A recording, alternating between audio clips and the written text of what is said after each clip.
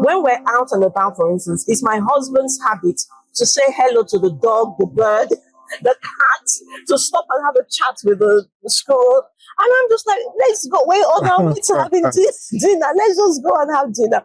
And sometimes it's like, that person was smiling at you. I'm like, I didn't notice. So it's easy for him to think, oh, this my wife is so cold, so uncaring, just because of the way he is.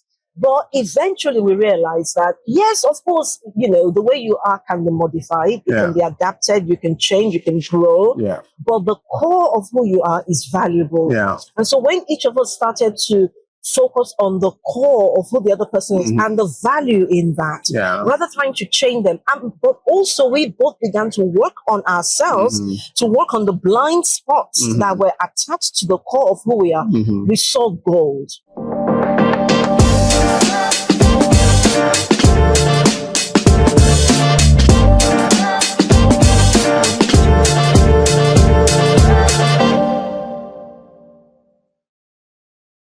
Hello from the beautiful island of Bali. My name is Julius Eniolu. And I'm Mary Eniolu. Hot Mary Eniolu.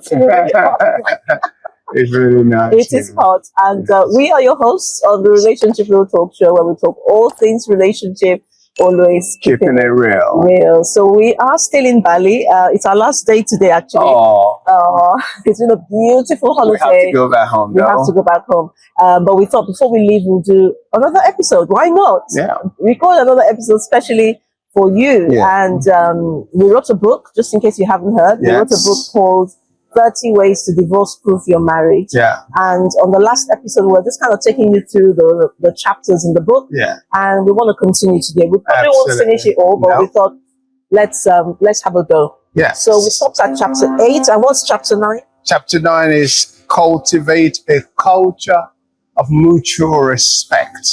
Culture of mutual respect. As a man, I can tell you, data shows that one of the biggest issues for men in marriage is respect from their wives. Respect. And I just wonder, maybe if we change the focus a little bit, as opposed to respect for me, to respect for both of us. You respect me, I respect you. Mutual respect is crucial to sustaining any relationship, more so a marriage relationship. Yeah, and I hear what you say, even the Bible says it, because if you know anything about it, we're people of the Christian faith, and so that's the lens through which we live our lives. And the Bible says, wives, respect your husbands, so honor your husbands. It doesn't mean the wives don't need respect, but probably the men need it more. Yeah. That's why the Bible says, women, respect your husbands. In the same way, it says, men, love your wives. It doesn't mean the men don't need love, but the women probably need that care and nurturing. Because it knows our framework. That's the way we're genetically made of. Yeah. But I love the subheading of this chapter, actually. It says, speak to the crown, not the faults. And say that again? Speak to the crown, not the fault. I don't know if you can hear that background noise. Hopefully you can't, because they're kind of cleaning the dining area. Yeah. So if you can hear that background noise, that's what it is. But it says, speak to the crown, not the fault. And one thing that can prevent us from respecting people, and this could be any relationship, it could be, love relationship, or again, work colleague. One thing that can prevent us from respecting people is we're looking at where they are right now. We're looking at their faults, we're looking at their imperfections, and we're saying, you don't deserve my respect. But we're saying, speak to the crown, not the faults. Yeah. So look beyond where they are right now and understand their behavior is not who they are. They're just acting that way right now because of their current level of awareness, their current level of knowledge, just where they are right now. So rather than speaking to them based on how they are right now, speak to their potential. Yeah. Recognize the diamond in the dust and begin to speak to that diamond and respect them for just the fact that they're a human being. They deserve respect. Absolutely. And see the change that will make. Because I found that when people act towards us like we're a 10, we tend to rise up to that level of a 10. But if you relate to people on the basis that they're a 3, even if they were a 10, you sort of bring them down to that level of 3. Yeah. So and the idea of mutual respect is in a way like cultivation or sowing a seed. If you operate from a place of respect to the other person, meaning you value them, you appreciate them, you're grateful for their being. In a way, it will invoke, almost place a demand, not in an aggressive way, for them to reciprocate. And I know you can easily shout at the screen and say, well, my spouse is not like that. Perhaps you just need to be a little bit more consistent in sowing the seed of respect in your spouse, and you will begin to see the results. Of course, we're not saying, it's an easy fix. We're not in any way suggesting any of these tips, strategies, principles, whatever you want to call them. We're not in any way suggesting they're easy fixes, but we're sharing with you some of the things that we have found has helped us. Yeah. And we're saying pick whatever you feel speaks to you, where you are in your relationship, and try it. You just never know. Absolutely. The next chapter says express appreciation and gratitude for each other, not taking each other for granted. We all know that those we take for granted the most are those that are closest to us. They're usually the people that mean the most to us. And it is so easy to do. I'm not going to stand here and say I've never taken my wife for granted. Of course I have. Because sometimes you don't, it's not because you don't appreciate it. It's just because you think, well, they know I appreciate them. They know I love them. Yeah, they do, most likely. But it's great to verbalize your thoughts and your feelings sometimes, to let the other person know that you appreciate them. It could be that you are away for a day, for example, and your spouse had to juggle everything, do the work of two by themselves. When you get back, don't say, well, they know I've been away doing something for us as well. Appreciate them. So, thank you. I wasn't there. You were able to do all of that, including what you have to do. I really, really appreciate it. Yeah. Celebrate the big wins and the small wins. Absolutely. And it's not that, it's not because they're doing something extraordinary necessarily, because with the example you just gave, of course, if one is away on a trip, it is expected that the other keeps the home, that you take care of the kids, you do what needs to be done in the home. So it's not because they've done something extraordinary, it's just you acknowledging what they have done. Yeah. So you may feel, and that's what we're talking about when we say taking each other for granted, because you take it for granted that they are there. Yeah. And so they should be there. They should do this, they should do that. And yes, they should, but let's face it, we all love to be appreciated. Everybody wants to be appreciated. I mean, as a leadership coach, one of the things I say to my clients is, there are certain things that money cannot buy. There are certain things that you can do with your staff that will not cost you money. And showing appreciation is one of those things. Yeah. It's not going to cost you more in bonuses or anything like that, but just saying well done to somebody, it just fills their cup. Yeah. So again, it's not like we're perfect. No. We still fall into that trap, but it's something that we're conscious of. To just say, it might even be something they did. It might just be maybe the way they handled the situation, or maybe something they said, or maybe you noticed the way they dealt with the children when there was a squabble between your two kids, the way one spouse dealt with it. You could just say, I really appreciate the way you handled that. Yeah. That was so much wisdom you displayed there. Yeah. How do you think that's going to make them feel? Yes, it might make their head swell. My husband says to me sometimes, oh, look at your head is swelling. You can't walk through that door because your head is swelling. Yes, let the head swell. It makes them feel good. And it just fills your bucket, as a couple. Absolutely. We're going to go back in time to deal with each chapter more deeply. We're just giving you a high overview. Yeah. So the next chapter is celebrating your individual uniqueness. You are married to an intelligent, strong, loving, amazing, indescribable person. Maybe you don't feel like that, but that's exactly what it is. They bring their individual, unique blessings to your life. The Bible says one of you will chase 8,000, two will put 10,000 to flight, because there is just something in your spouse. And the sooner you see it and begin to Draw it out. Identify it, appreciate it, nurture it, the better you both will be. Yeah.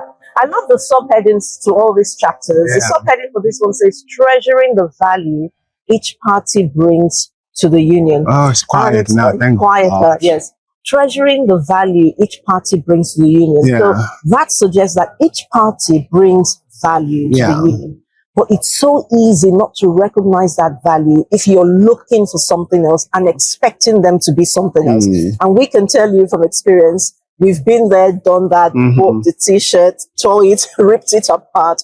Because when we just got married, we fell into that trap of not comparing each other with each other, but in some way trying to, or rather in some way expecting us to be like each other. Yeah. In the sense that we expected each other to respond how we would respond. Why don't you see things the way I see things? Why don't you act the way I act? Just as a typical example, when we're out and about, for instance, it's my husband's habit to say hello to the dog, the bird, the cat, to stop and have a chat with the squirrel. And I'm just like, let's go. We're on our way to having dinner. Let's just go and have dinner. And sometimes it's like, that person was smiling at you. I'm like, I didn't notice. So it's easy for him to think, oh, this my wife is so cold, so uncaring, just because of the way he is.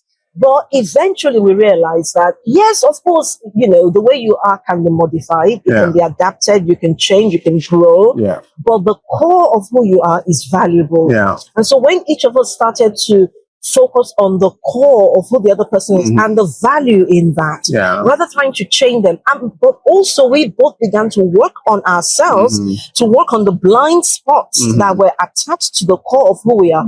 We saw gold. Absolutely. Gold started to emerge. Absolutely. So it's not about trying to change each other, it's about identifying the value in your spouse and celebrating that value, understanding that your difference is not a weakness, it's actually a strength. But going back to the chapter on working on yourself, you as an individual recognizing that your strength, when it is overused, becomes a weakness. So you identify the weakness in that and work in that. So you see how you can really tap into the gold in each other rather than trying to change each other. Yeah. It should be expected that you're both going to be different. Absolutely. You came from different backgrounds, different cultures in some cases, different home trainings, and so many, like my wife and I, our differences in terms of background and upbringing are significantly huge. And even our personal differences,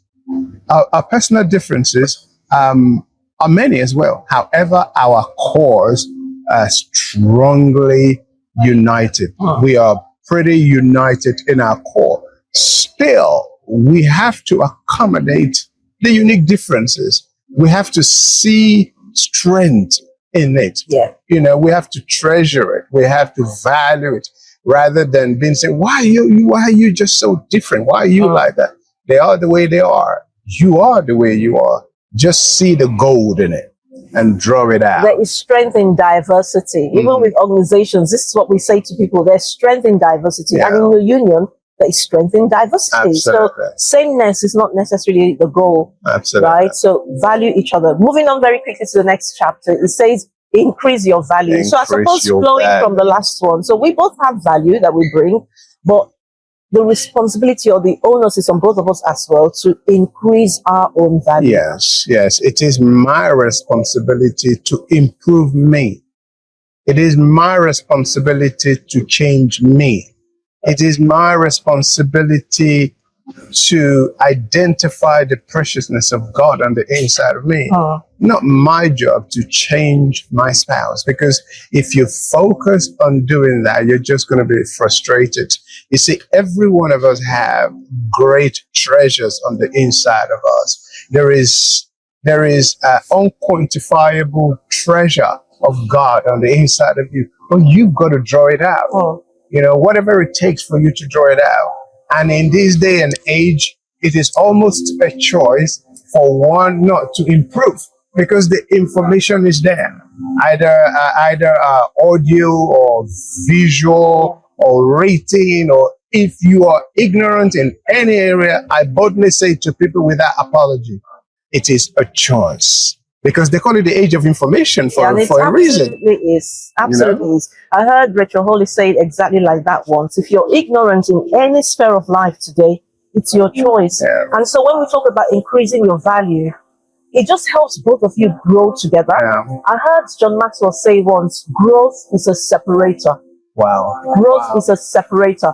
And I heard it, but I didn't fully appreciate what he was talking about. But the more I interact with people and I assess the different relationships I have, especially since I committed myself to my own personal growth and development, I realized growth really is a separator. Because if you are growing and those you're in relationship with, those you're engaging with, those you interact with are not growing, it's only a matter of time there will be a separation. Because like one of my mentors says, the only conversation you can have with those kind of people is the sky is blue, kitty cats meow, dogs bark, just basic information, trivial information. But if you are growing and those around you are growing, then you continue to add value to each other. Then you're stronger together. Then you're able to achieve much more than you could 5-10 years ago, perhaps when you got married. So it's so important that you increase your value so that you increase what you're able to bring to the relationship. Or it could become frustrating for one party.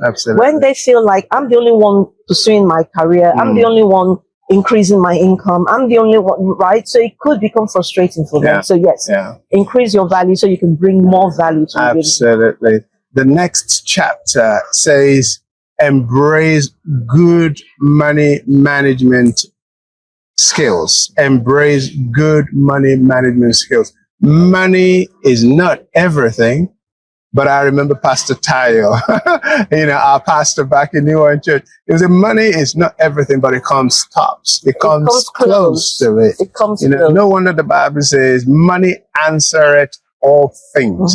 It goes on to say, money is a defense. What you see? It says the wisdom of a poor man is despised. Just because they don't have money, people are not going to listen to them. Now, listen.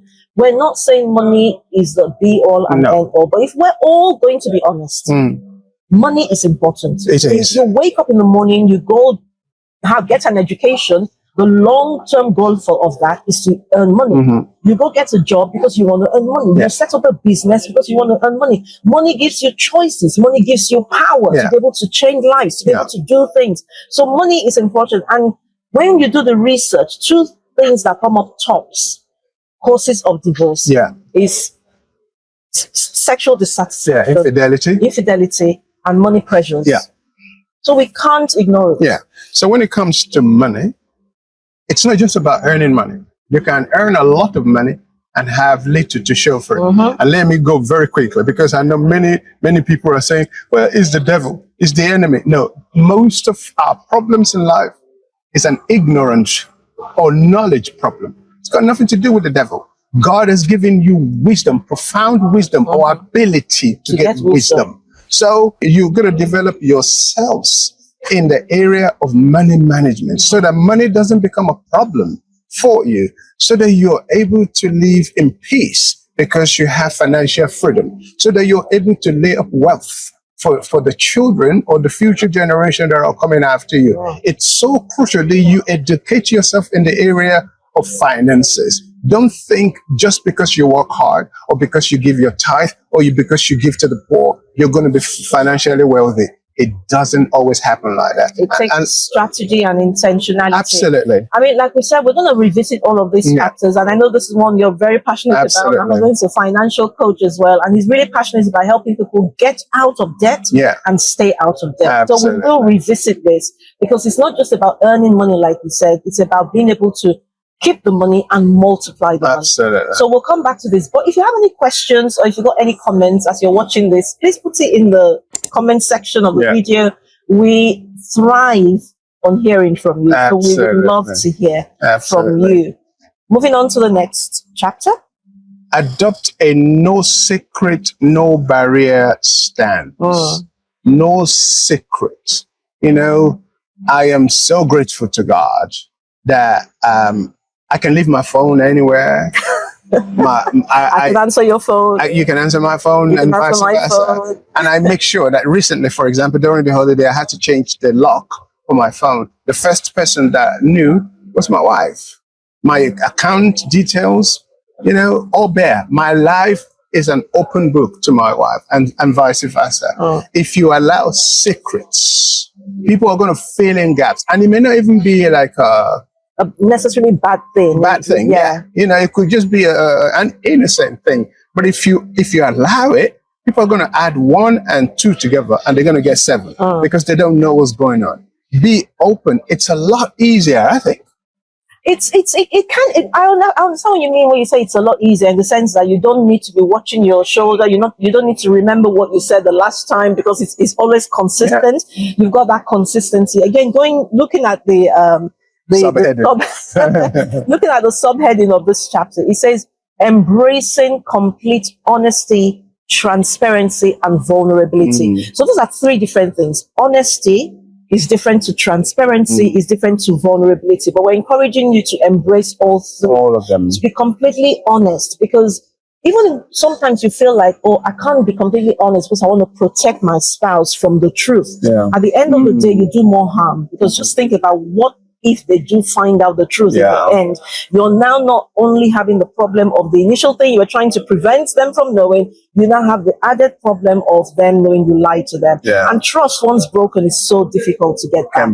But it's also about vulnerability. Yeah. Being honest with how we feel. If you feel like, oh, I feel like you don't really love me, I'm questioning your love. Be honest. Be honest with each other. Be completely vulnerable. And of course, we know that there are certain things that prevent us from being honest and open, and being vulnerable. Yeah. It could be past hurts, and we deal with this in the book. Yeah. Ways that you can try and overcome that, because don't forget, we said the vision for marriage is oneness. Yes. You cannot keep a secret from yourself.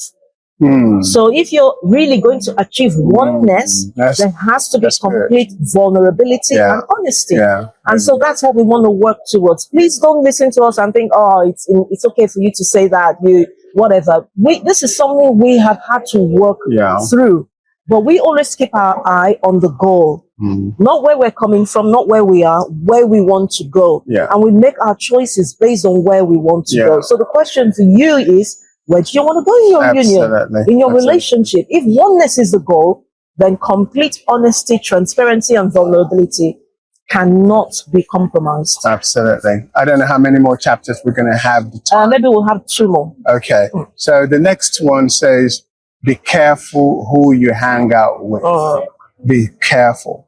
I remember I was in primary school, and I just noticed how people treated their wives around me, including close family members. I'm not going to say too much, so I don't give too much away. And I made a decision from that early age that I was never going to grow up to be a man like any of these people. If you choose what you do, you have a great impact on your future. If you allow life to happen to you, then you can expect an average experience that most people get. If you hang out with donkeys, you will never run with horses. So you will need to choose who you hang out with. You don't want to be around people who say, oh, women, they are like that. Oh, women, don't give them freedom. Oh, women, if you're in a crowd going in the wrong direction, guess what's going to happen to you? You're going to end up in the wrong direction. So it's crucial that you live intentionally, even about the people that you choose. You can love people from afar, because as Christians, you're obliged to love all humans. You can love them from a distance and not hang out with them, because the people that you keep company with will determine the outcome of many things in your life. They say, don't they, that we are the sum total of the closest 5 people in our lives. So company matters, proximity matters, who you spend your time with matters. They shape your environment. Yeah. And that might be their experience. Yeah. Because when people talk, they talk from their own experience. Yeah. That might be their experience. Yeah. But my question to you is, do you want their experience or you want a different experience for yourself? I don't model my life after people that I don't want the same results. That's right. I model my life after people that have the results that I want. It goes back to the same thing of vision. Yeah. What is the vision you have? So rather than looking at other people that their marriages have failed and all they do is complain about their spouse, and then you join their party and you're complaining, ask yourself, is this what I want? Do I want to be complaining about my spouse, or do I want a healthy, happy relationship? If I want a healthy, happy relationship, who do I know that have a happy, healthy Exactly, relationship? Let me go hang exactly. out with them and find out how they think, what they do, Yeah. what's working for them. Absolutely. Right? I interviewed a lady once on my podcast, my Life and Leadership podcast. She's not even a believer. And she said her son got involved in a terrible accident, life-transforming accident. And while the boy was in hospital, that they just refused to listen to anything that was contrary to the result they wanted. Amen. When the doctor started to speak in a certain way, they asked the doctors to leave the room.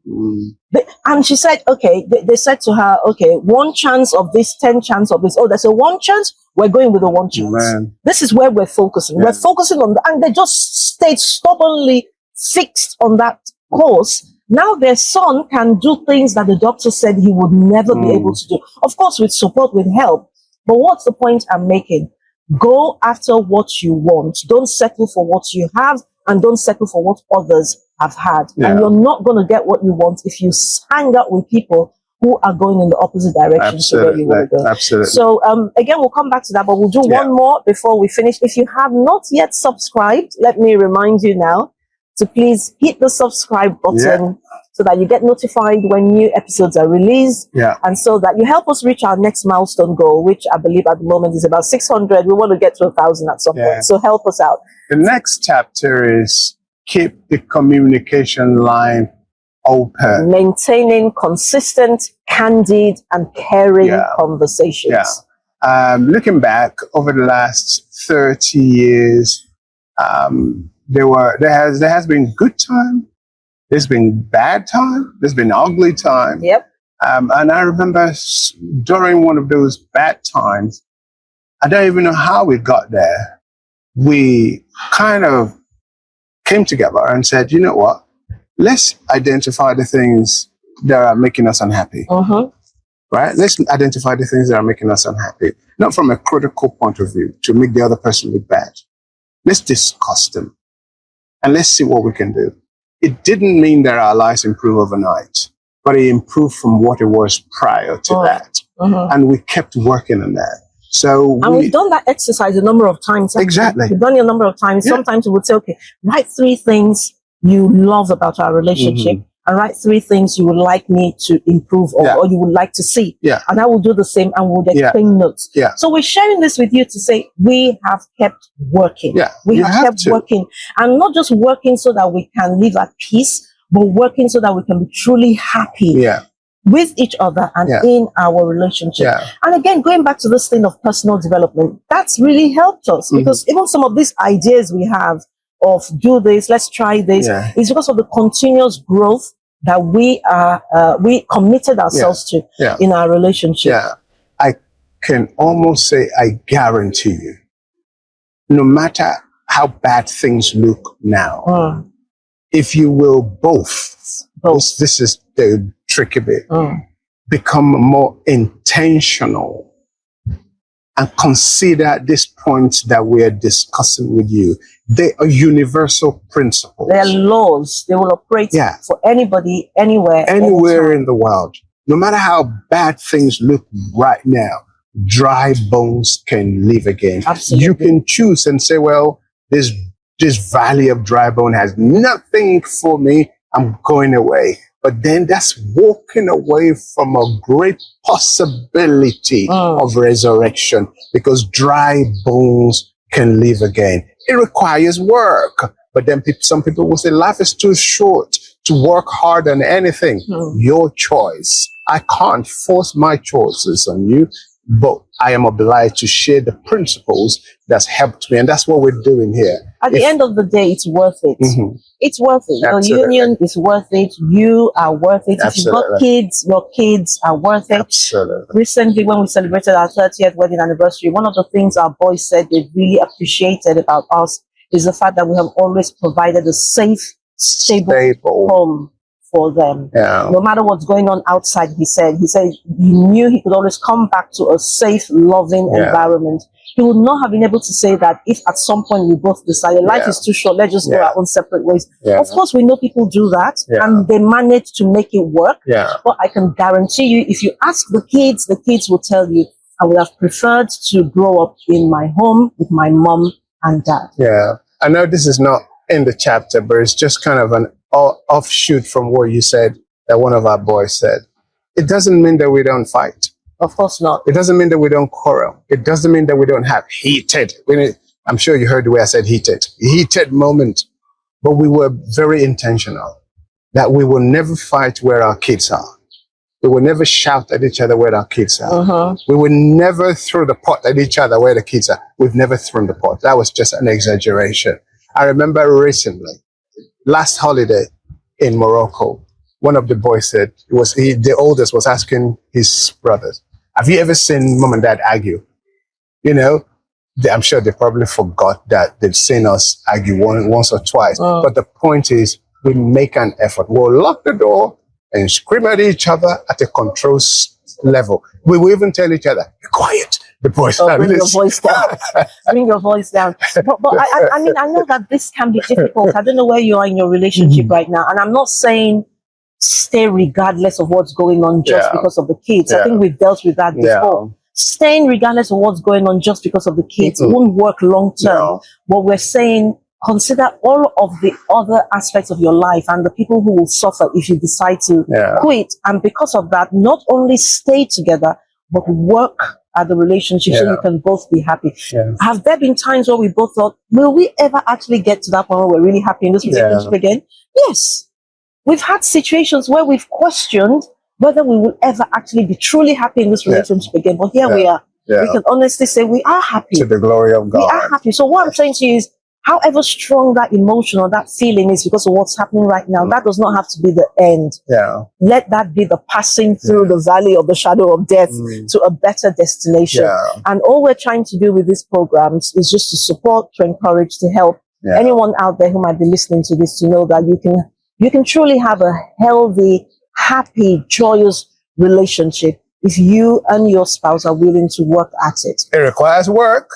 But you must work at it. It's worth it. I have to say it's worth it. And it is very possible that you got divorced once and you're in another relationship. I assure you, the problems in marriage number one may not verbatim replicate themselves in marriage number two, but you're going to have a lot of similar problems because you have individuals who are coming together from different spheres of life. You just need to be intentional about your life. You need to be intentional. And if you're intentional, you know, as I read somewhere, the sky is not the limit. Your mind is. I mean, the point is, if you are at that place right now where you're saying, well, I hear everything you're saying, I don't need any of this. My marriage is super duper perfect, amazing, wonderful. You've obviously been doing the right things. Drop some of your hints in the comments, some of the things that work for you, because we don't claim to have all the answers.